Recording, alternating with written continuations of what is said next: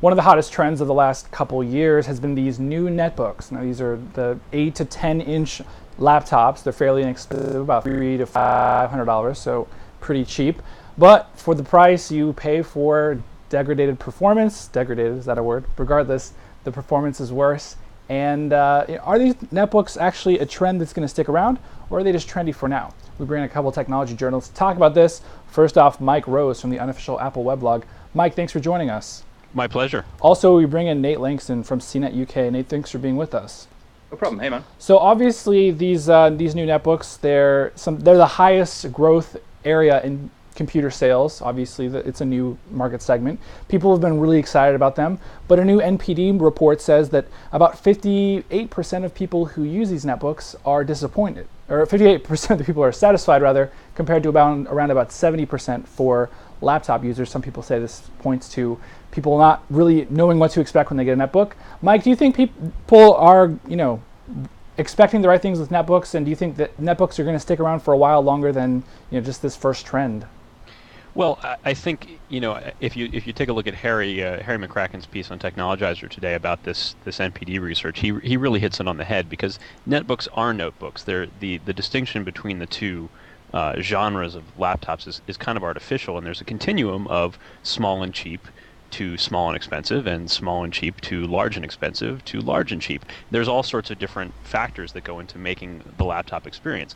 The fact that small, cheap notebooks are so popular right now, mostly based around the Atom processor, is an indication, A, that people are looking for bargains, B, that a lot of the things that used to require a bigger computer, like word processing, email, browsing the web, and so forth, are now doable on a netbook. The thing is, they're not necessarily fun on a netbook. No, I mean, it's a little bit more of a painful experience. I don't know, what's your take, Nate? Do you think that these netbooks are, first of all, do you like them? And I don't know, what's your take on netbooks in general?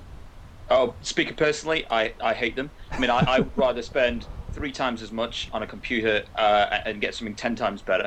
I think one of the problems could be that because they're seen as kind of a bargain, if you're someone who's buying one of these online, you can sort of be drawn in on the sort of impulse buy because they're really cheap and they seem to work great and they might make a nice second computer.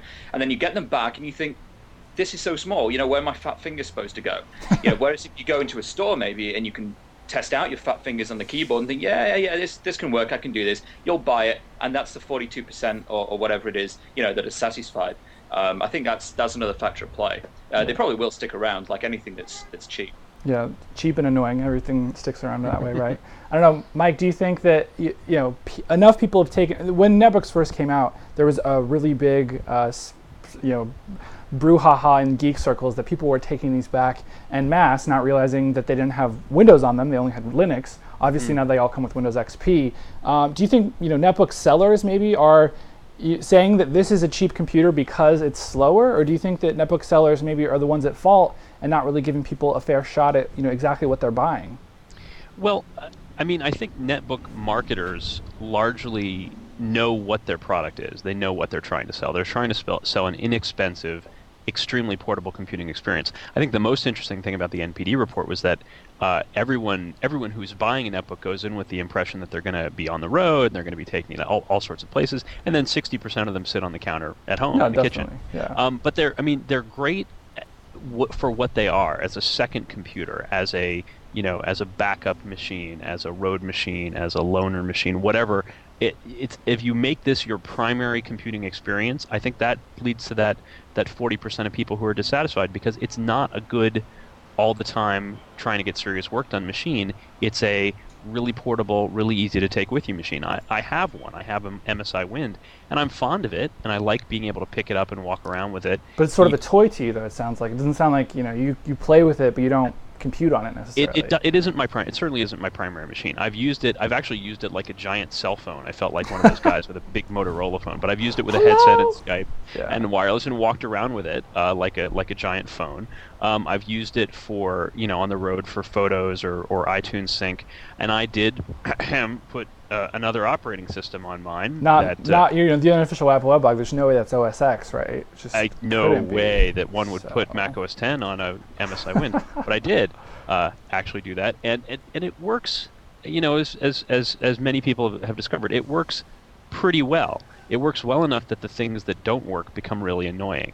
So Nate, what do you think the future is of netbooks? I mean, looking forward, we can kind of see where they've been. Now they're kind of getting this mainstream adoption. Do you see any sort of real forward-looking trend, or is it just more of the same?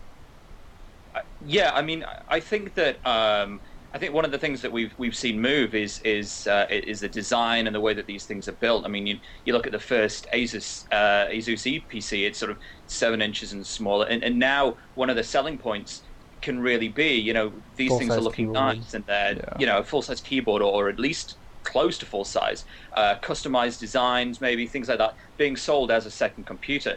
One of the other things I think that we're going to see more of, and Dell was talking about this at an event I was at the other day, is that these are going to get sold a lot more with mobile broadband. Yeah, we've even seen some of that uptake already in the U.S. That Verizon has a deal with HP, for example.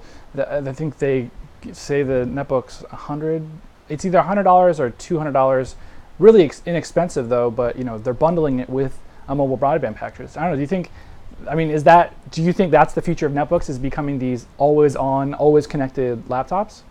Not necessarily, no, but I think that's going to be a large part of it. I mean, over here, most of the networks in UK, we have 5 mobile networks, and most of those sell netbooks, or rather they give them away free with contracts. The new Samsung that was announced this week. The NC whatever. Yeah. That's it. It's already going to be offered heavily discounted with the network Orange. So I think that's going to be a large part of where it's going in the future. A true netbook. It'll actually be a netbook. Wow. Exactly. Yeah. Guys, which is always kind of the point, really. Yeah. I mean, you figure these are meant to run web apps. They're meant to be lower-end devices. I don't know. We'll see.